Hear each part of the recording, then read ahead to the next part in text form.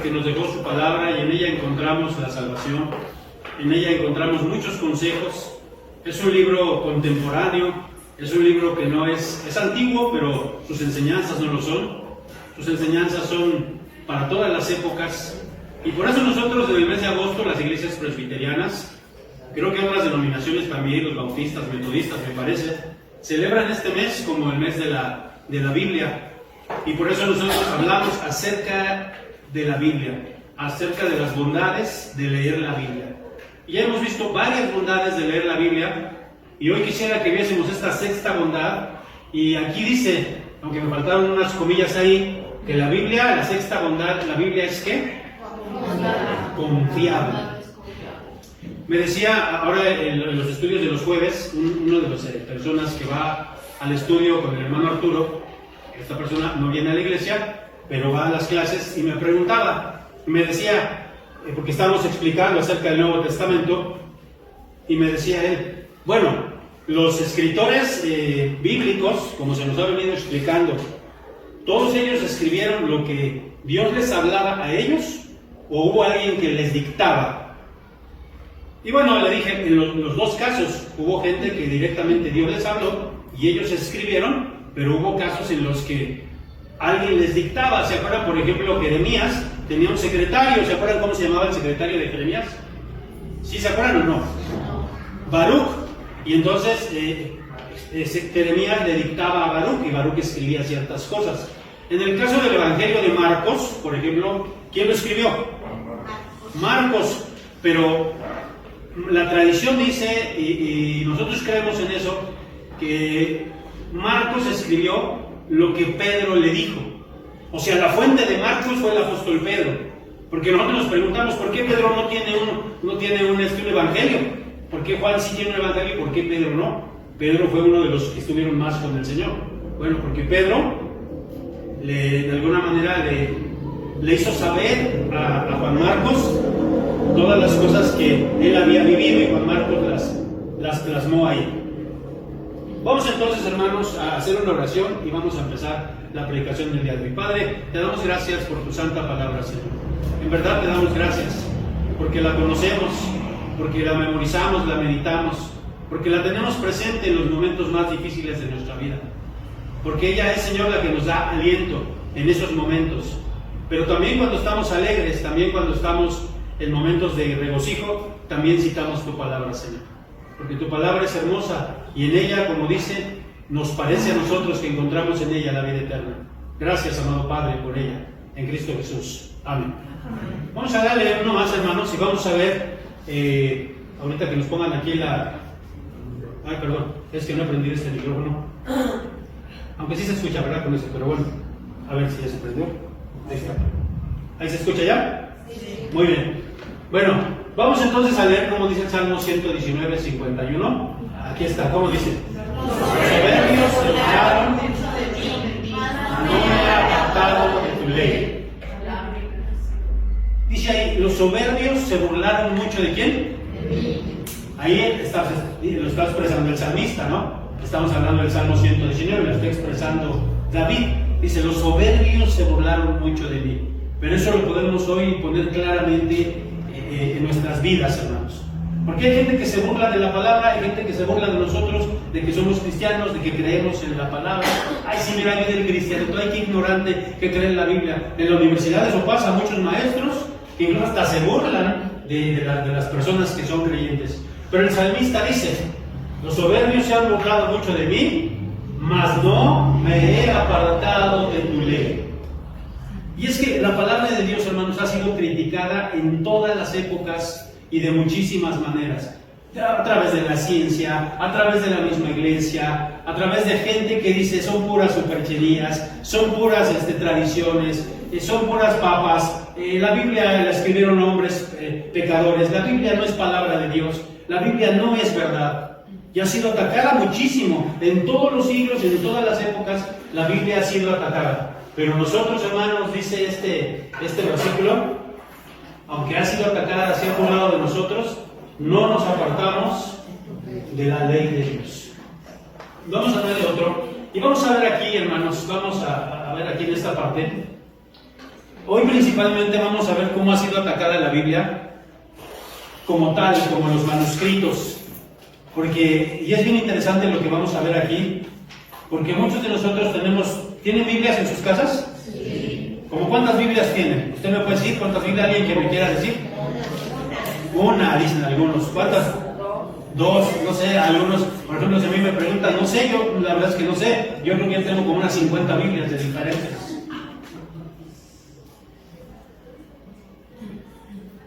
Pero ustedes saben cómo se formó la Biblia, porque hoy incluso hasta la menospreciamos, porque como yo decía, algunos hasta la dejan aquí en el templo, nos las dejan aquí para que se las guardemos, ¿verdad? Ahí están las Biblias. Pero ¿saben ustedes cómo llegó la Biblia a nosotros? Vamos a ver aquí un poquito acerca de eso.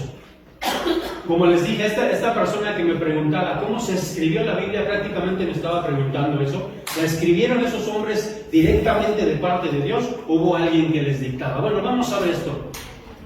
Y vamos a ver esta crítica en todo lo referente a los textos, y esto se le llama crítica textual. No se espanten, ahorita no les estoy diciendo así palabras un poco rebuscadas porque así se llaman, pero vamos a ver que esto es muy interesante. Antes, hermanos, de 1450, cuando se inventó la imprenta por Juan Gutenberg, la manera que se hacía antes de esa época, para cualquier libro, no solo para la Biblia, era a través de personas que se llamaban escribas, que se llamaban amanuenses, y que escribían ¿cómo? A mano, por eso se llaman amanuenses. Pero en el caso de la Biblia, fíjense bien cómo era. Para las primeras copias que hubo de la Biblia, se tenía un original y había una persona que leía ese original, y había otros, no sé, pues podían haber sido, no sé, 5, 10, los que fueran, y ellos eran los amanuenses, y ellos tenían que escuchar con atención al que estaba leyendo y tenían que ir escribiendo. Así es como se hizo la Biblia, así es como se hicieron las primeras copias de la Biblia. Y no solo la Biblia, sino muchos de los escritos antes de que se inventara ¿qué? Dice aquí, un grupo de copistas, escribas, escuchaban a un lector que dictaba a partir de una copia maestra. Así es como se guardaron las copias de la palabra de Dios. No es como el libro del Mormón, que dicen que le dejó casi caer un libro. No, la Biblia tardó años en formarse. El canon ya lo vimos en el Antiguo Testamento, el Nuevo Testamento. Los que van a los estudios ya saben que la Biblia se formó poco a poco. Pero una vez que se tuvo todos los libros de la Biblia del Antiguo Testamento y del Nuevo Testamento, se empezaron a copiar. Porque ¿cuántos años han pasado, hermanos? Del Antiguo Testamento para acá y del Nuevo Testamento para acá. ¿Cuántos años? Como 4,000 años han pasado. Así que vamos a seguir viendo esta parte. ¿Cómo eran los libros antiguos? Eran en papel, dice ahí, más común. ¿El papel más común cuál era? Ahí dice el papiro, que era más o menos un papiro, y era extraído de una planta que se obtenía en lugares donde había mucha agua. Por ejemplo, Job, como dice aquí Job 8:11, fíjense, en la versión Dios habla hoy. El junco y el papiro crecen solo. Y entonces en Egipto había muchísima agua por el río Nilo, y abundaba esta planta, y de ahí sacaban el papiro, que es esta parte ya tratado. Yo no sé cómo le hacían, pero de esta planta sacaban el papiro. Era un material muy durable, no tan durable, porque era biodegradable. Entonces imagínense, si no hubiera habido copias de estas. El pergamino, que era un material más durable, porque estaba hecho a base de cuero, de la piel de las cabras. Y esto se empezó a llamar pergamino porque lo empezaron a hacer en la ciudad de Pérgamo. Ustedes han visto que las 7 iglesias del Asia Menor en el Apocalipsis, una de las iglesias que menciona era una de las iglesias que estaba en la ciudad de Pérgamo. Y se llama Pergamino, pues en honor a esa ciudad. Entonces, 200 años antes de Cristo sustituyó al papiro.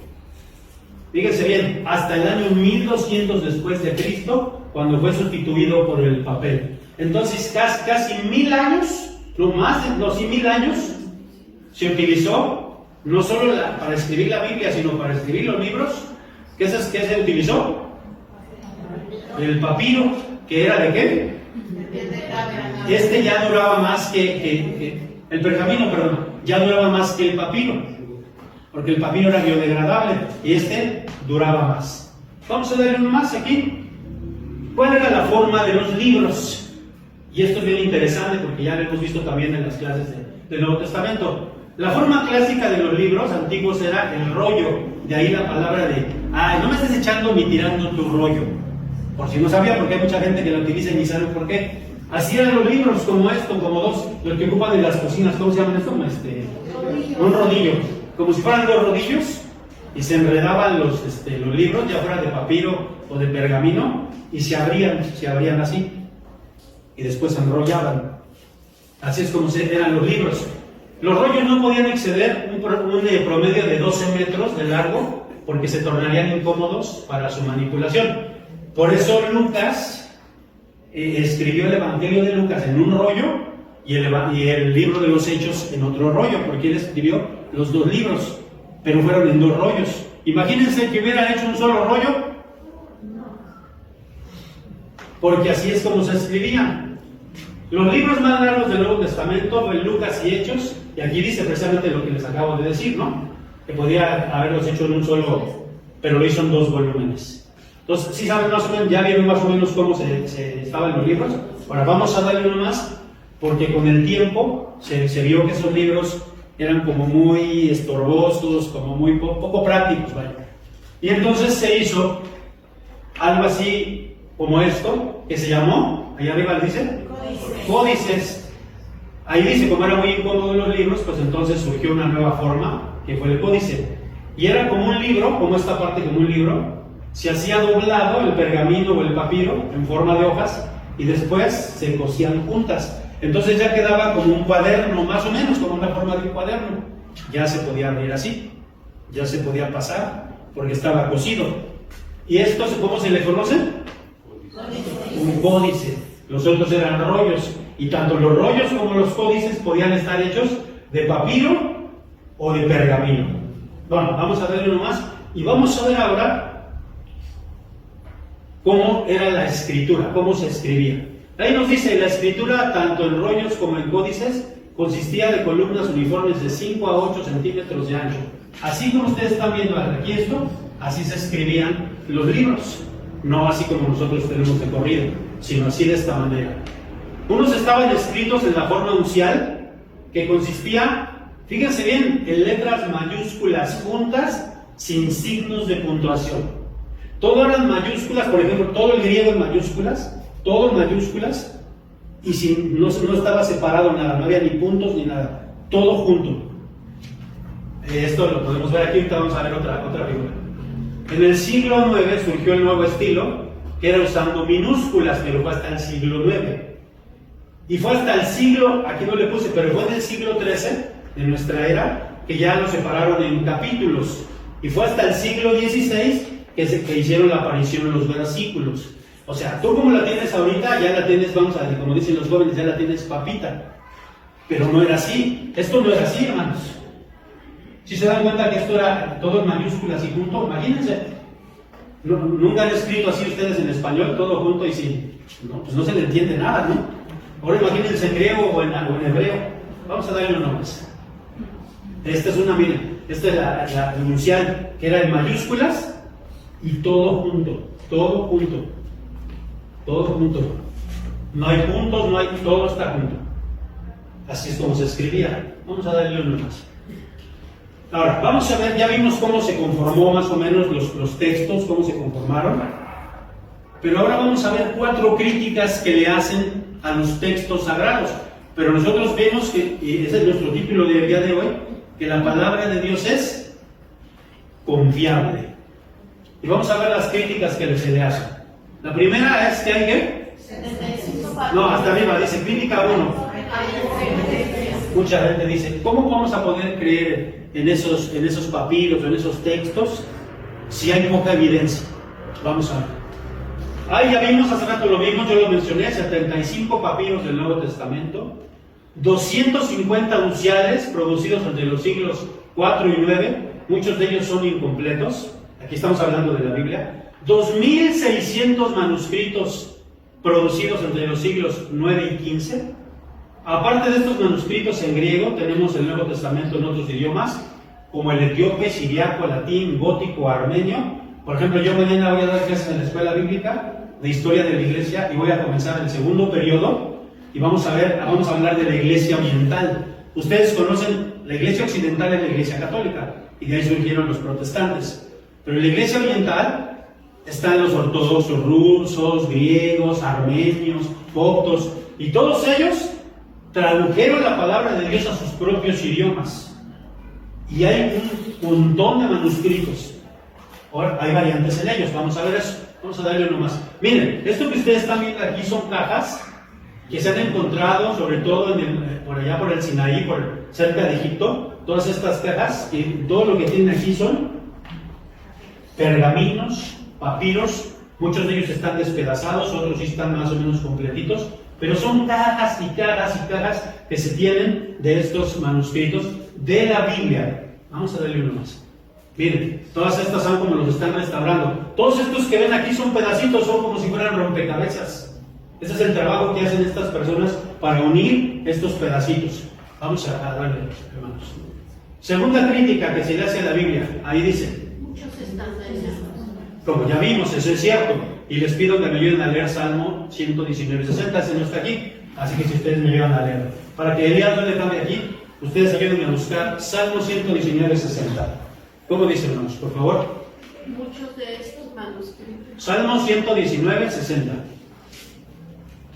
Muchos de estos manuscritos están dañados por el paso del Salmo 119:60. Me apresuré y no me retardé en guardar tus mandamientos. Me apresuré y no me retardé. ¿En qué? En guardar tus mandamientos. Y esto fue lo que hicieron los copistas, esto fue lo que hicieron a lo largo de la historia de 4000 años, los escritores sagrados y la iglesia. Guardar la palabra de Dios, resguardar la palabra de Dios. Y aunque se ha ido dañando, porque acuérdense, la resguardaban muchas veces, y ahorita lo vamos a ver en los rollos del Mar Muerto, a veces la resguardaban en vasijas de barro, pero a veces solamente las dejaban así a la intemperie o en alguna biblioteca, que no eran como las de ahora, ¿verdad? Pero la palabra de Dios se preservó. Y sí es cierto, muchos están dañados, muchos manuscritos dañados por el paso del tiempo, rotos, manchas, incluso hongos, bacterias. Pero fíjense cómo se han ido inventando cosas. Por ejemplo, para ver con el rayo, ¿cómo se llama? Con rayo ultravioleta. Y vamos a ver ahorita, vamos a darle uno más. Fíjense cómo esto es un manuscrito que está dañado, que no se le entiende mucho, pero con rayos ultravioleta se puede ver de una manera más clara. Vamos a verlo aquí, por ejemplo, ahí en lo normal, así se ve, y con la rayo ultravioleta o la luz ultravioleta ya se puede ver un poco más. Y todos estos estudios, todas estas cosas científicas se han metido también al estudio de la Biblia o de los textos sagrados. Vamos a darle uno más. Vamos a ver la tercera crítica. ¿Cuál es? No somos antiguos y confiables. Ya hace rato leíamos 2 de Pedro 1:19. Aquí está, vamos a volver a leerlo. ¿Cómo dice?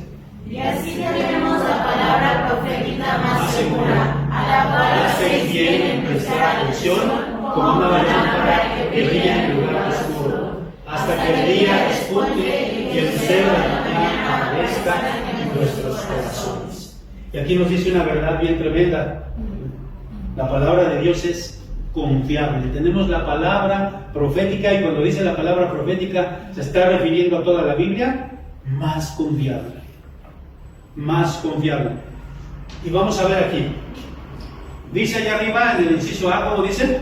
El códice sináptico. Ya vimos que era un códice. ¿Sí se acuerdan que era un códice?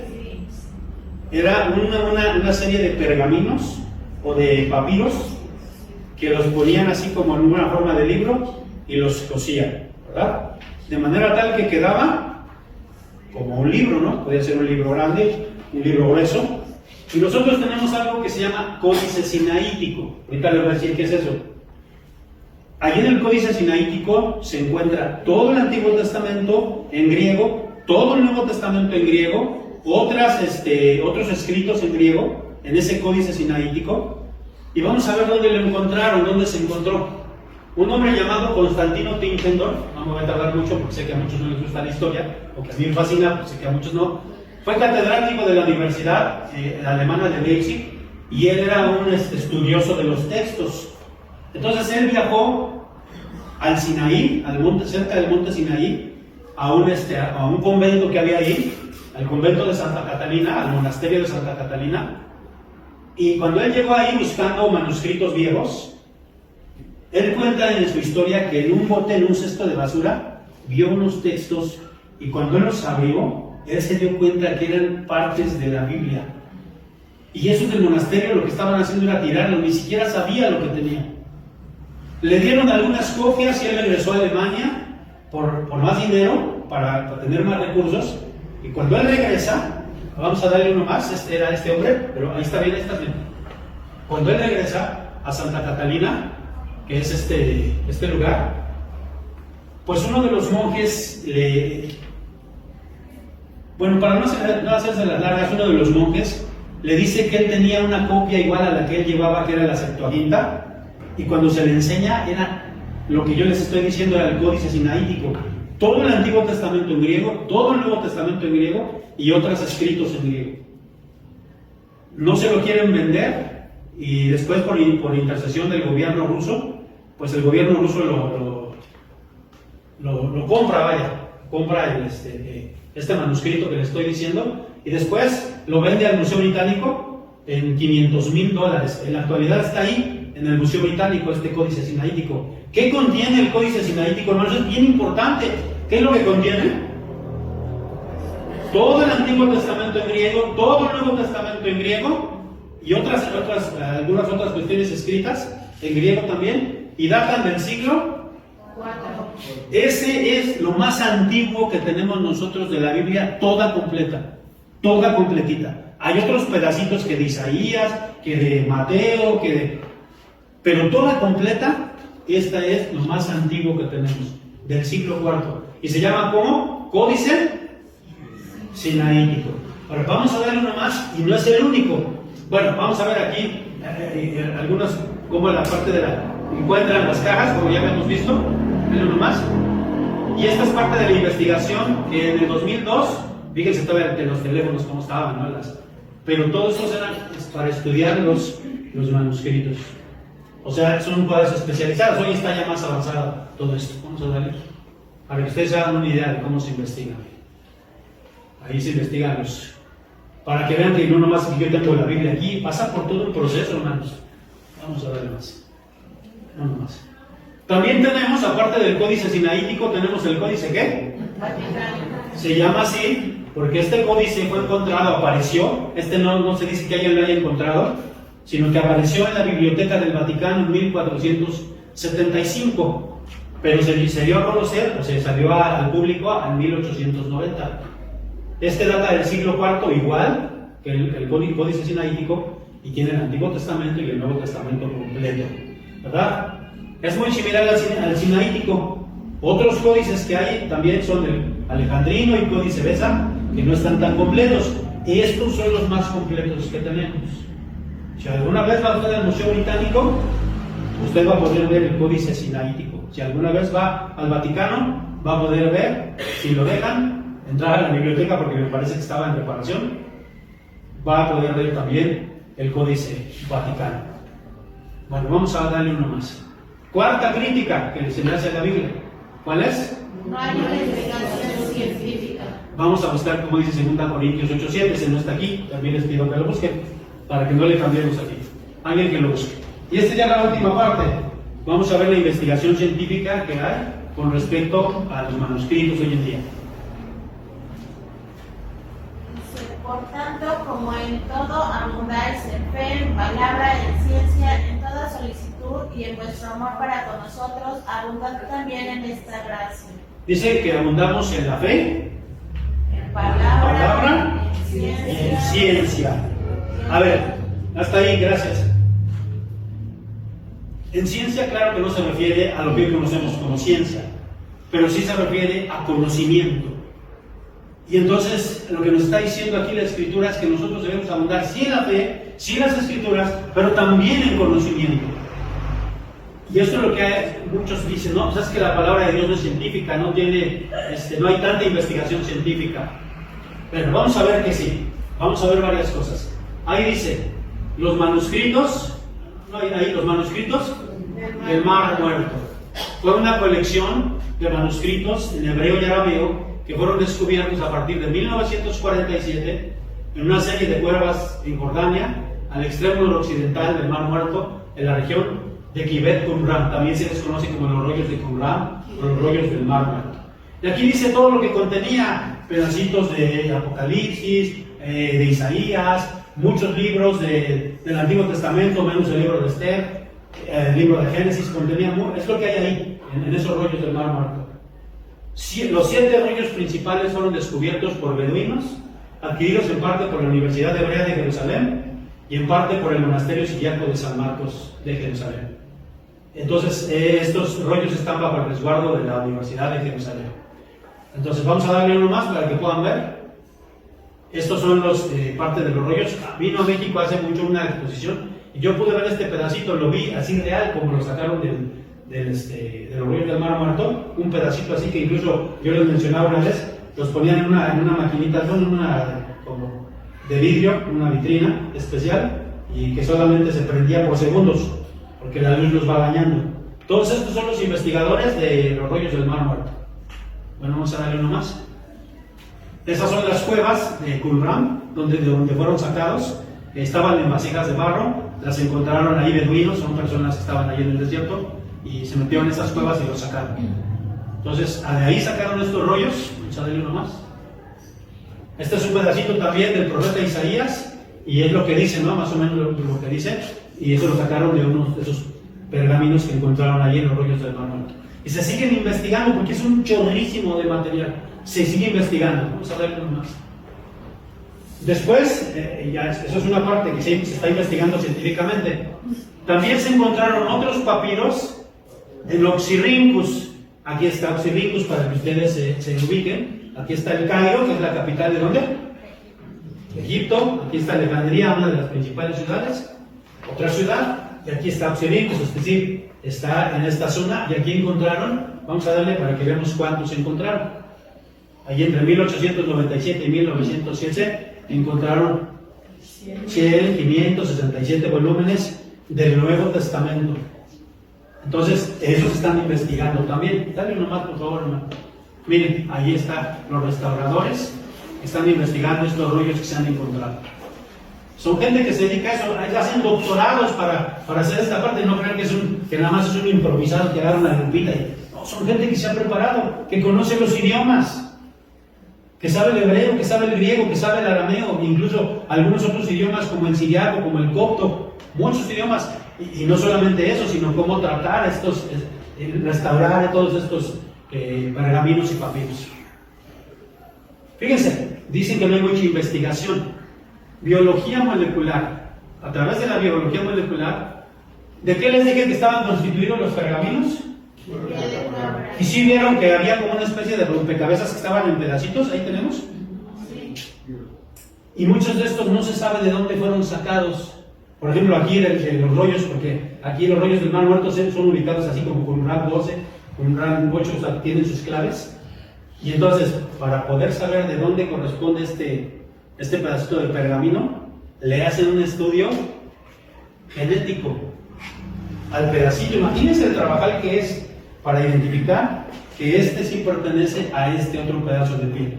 Literalmente, con biología están armando ese rompecabezas para que esos pedacitos sean fidedignos, sean confiables. Entonces, si hay investigación o no hay investigación. Sí. Vamos a darle un paso. Descifrar, o sea, también esto es parte de la investigación. Se están descifrando símbolos en códices, como estos símbolos. Miren, en muchos códices aparecen estos símbolos que no son ni hebreo ni griego, no se sabe qué son, pero están ahí. Los copistas los pusieron, algo significan. Y entonces los investigadores están viendo qué significan esos signos. Están tratando de descifrar qué significan esos signos que no sabemos qué significan. Uno más, por favor. Uno más allá. También encontraron en otro lugar, cercano también, en Nag Hammadi, Ahí dice, ¿verdad? Estas dos personas, Mohamed y Califa Ali Sama, encontraron 13 códices, 56 obras, 29 volúmenes, entre 1977 y el 2000. Faltan 14 más por poderse abrir. Son documentos gnósticos, evangelios apócrifos, que aunque no forman parte del canon bíblico, sí se están investigando porque forman parte de la historia bíblica. Y también esto se está investigando. Estas son las personas que encontraron estos manuscritos. Aquí están. Ahí están. Estos códices, miren cómo están. Y todo esto se tiene que restaurar, se tiene que volver a investigar, a estudiar. Uno más. Ahora, ya como parte final, todo esto confirma cada vez más la autenticidad de ¿qué? O sea, el que nosotros tengamos una Biblia no es algo improvisado, hermanos.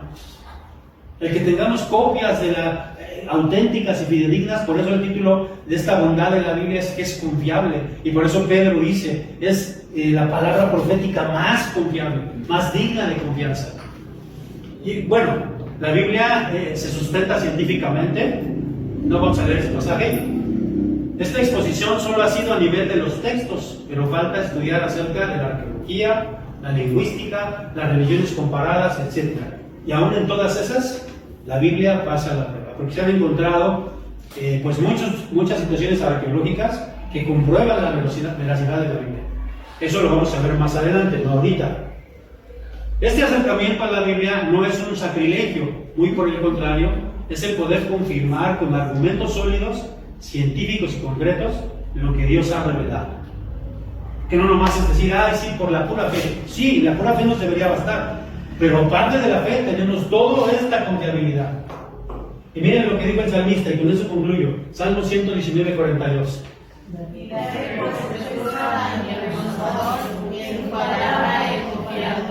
¿Tú puedes decir eso, hermano?